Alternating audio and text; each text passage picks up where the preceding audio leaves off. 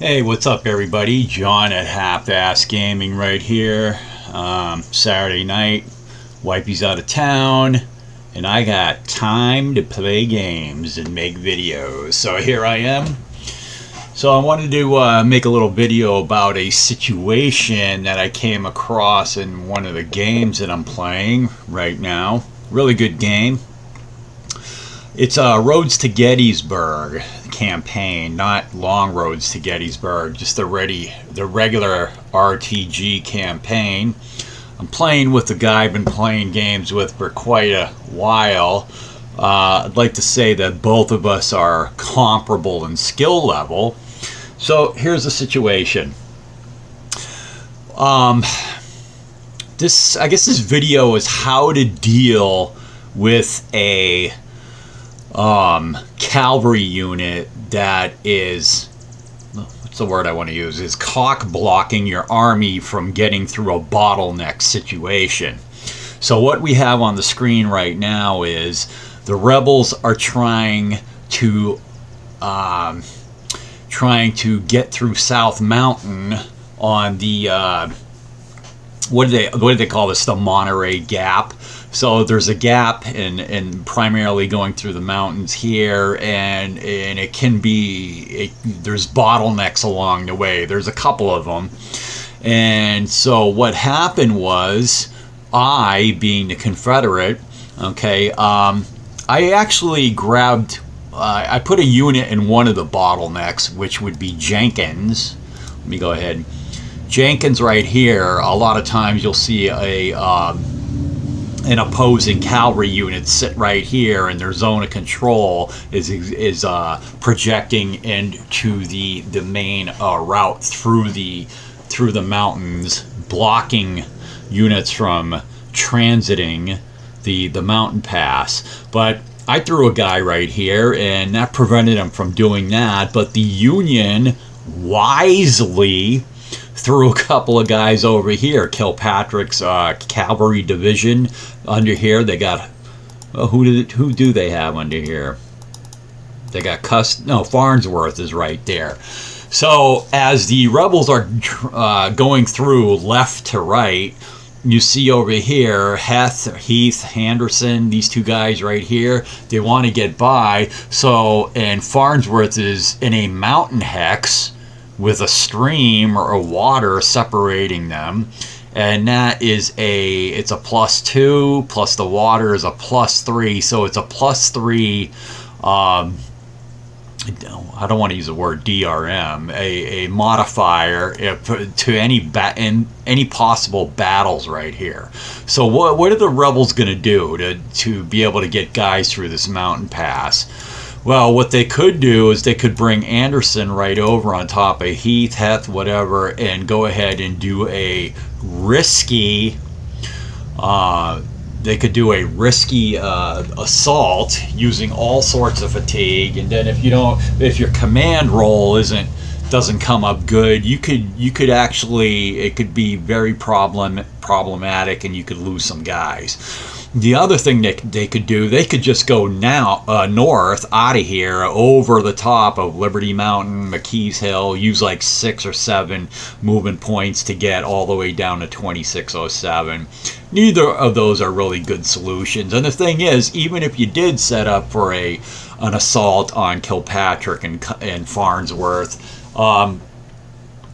they could just cav retreat out of there, or they could take a retreat of 4 to 6 hexes with minimal losses, and it really wouldn't be cost effective to get through there. Now remember, the bulk of the Union Army is rocketing up towards this position.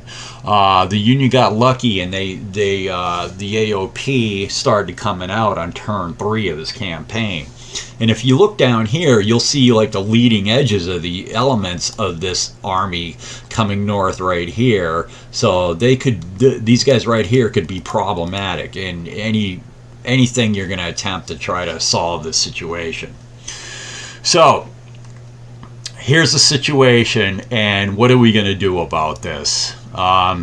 I don't really want to move Jenkins. I don't want to move him because he's holding down that bottleneck right there.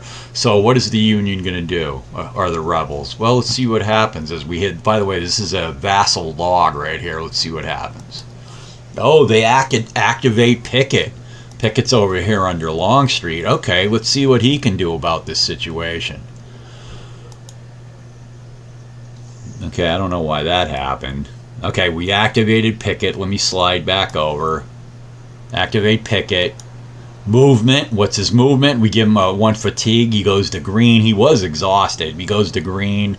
Movement is 3 plus 2. 5 movement points. 1,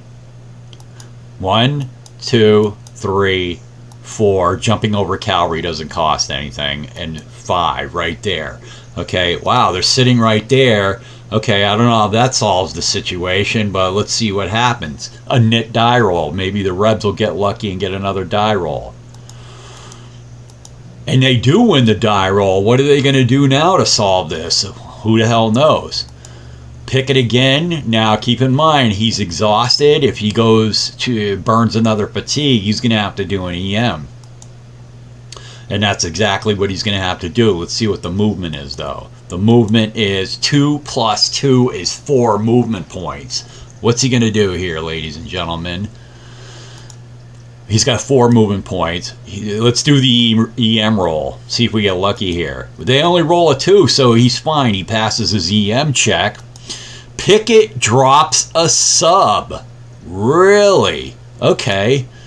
Okay, what is going to be the value of this sub? Well, if you look at Farnsworth, he's a 3, so that pretty much dictates that the sub is going to have to be 4, and that's what they go for, 4 manpower. Okay, and then that leaves, since Pickett originally was a 12, that's going to leave him with an 8.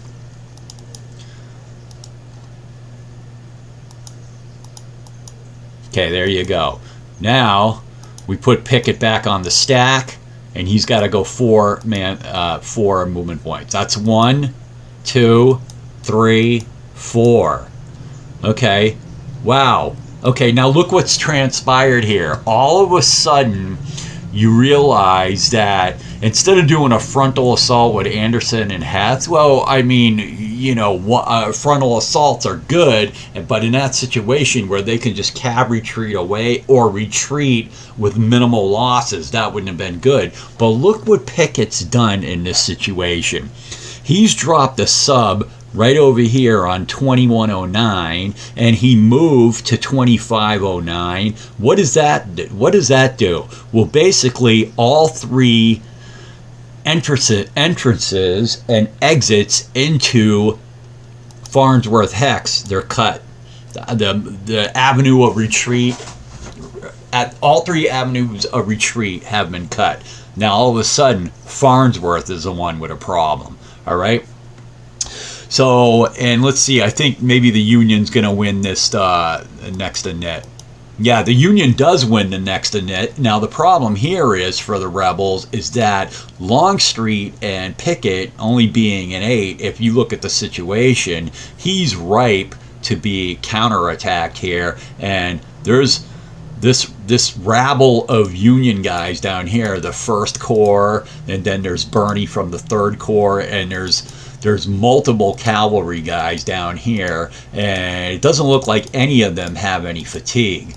Okay, all of them, a lot of them are reduced, but they don't have any fatigue. What would keep them north from going up here and surrounding Pickett into a total flanking attack? I don't know, but I'm gonna go to the next. I'm gonna go to the next log to show you people what happens.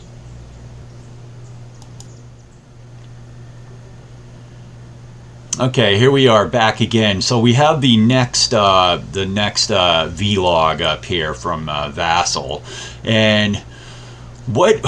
So now when I left you just a few minutes ago, the Union had after Pickett had dropped a sub here, and well, let me just go into the After Pickett had dropped a sub here and moved to this location, the Union had won the initiative. And what they did was they decided to move Merritt, who is barely in your screen way down here. Well, he was more out of your screen prior to this Union initiative. He was a little farther, I want to say southwest, and he moved up to this area right here. That's what they could have done. I was fearing that they would have moved this rabble up and try to go after Pickett right there, but they didn't do it. They moved Merritt to this location right here. So let's see and then subsequent to that, the rebels did win the initiative, and let's see how it transpired. Okay, so what they decided to do was there was another thing where the rebels had won an initiative, and they moved Anderson from 2307 to this stack right here, and then they won another initiative. And what they've decided is that attack with Heath, Anderson, that they didn't want to do because the rebels would just either cab retreat out of there or take a minimal loss and have to go back 4 to 6. Well, all of a sudden everything's changed because all avenues of escape for Farnsworth are blocked. So now you're going to get that assault. Let's see what happens. Command roll. Remember, they're trying to get both units in the assault. Command rolls a 1. They're getting some fortuitous rolls here. So both are going to go in. Wondering about a grand to get Pickett into it. I decided against it. Nope. And it's a 27-to-3 ratio, which is a +8. The tactical's +2. Terrain's -3, and the assault is 1. So basically, it's 11 - 3. Rebels +8. And here's the roll. It's a 6, so the +8 holds, and the bottom line is it's a 2 DR loss for the Union and a advance for the rebels. But here's the big takeaway right here. 2 of these 3, 2 manpower from Farnsworth unit right here are dead, and one of them has to retreat and has to move 4 to 6. Well, the key here is they can't go 4 to 6, and if none of them were killed in the initial combat, and all 3 of them had to retreat, they couldn't do it. You can't go 4 to 6. You can't go north into these guys. You can't go southeast into Pickett, and you damn sure can only go 2 hexes towards the sub. In order to go through a rebel unit, it would cost you 3 manpower. So the bottom line here is if you've got cavalry, this is the lesson. If you've got cavalry that is holding you up in a terrain such as like a mountainous hex with water, and a straightforward assault could be problematic, and they would just lose minimal and our cab retreat out of there. What you do is, first thing that should be going through your mind is that how many roads are going in and out of that cavalry's position. If it's 2 or 3, hey, block them and attack them. That way they're going to die. They can't retreat. Now, if there's like 4 or 5, that's another thing. But some of these mountain hexes only have 2 roads in and out. Okay, some of them, in this case, have 3. So, you know what? If you can block those roads and even force a minimal retreat, they could end up dead. All right.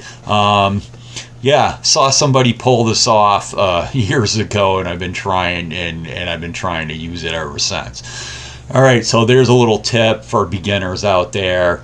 That pesky cavalry. See how many roads are going into the mountain hex, and shut those roads down and then attack them. All right, I'm John. I'm out. Till next time. Happy gaming. Bye bye.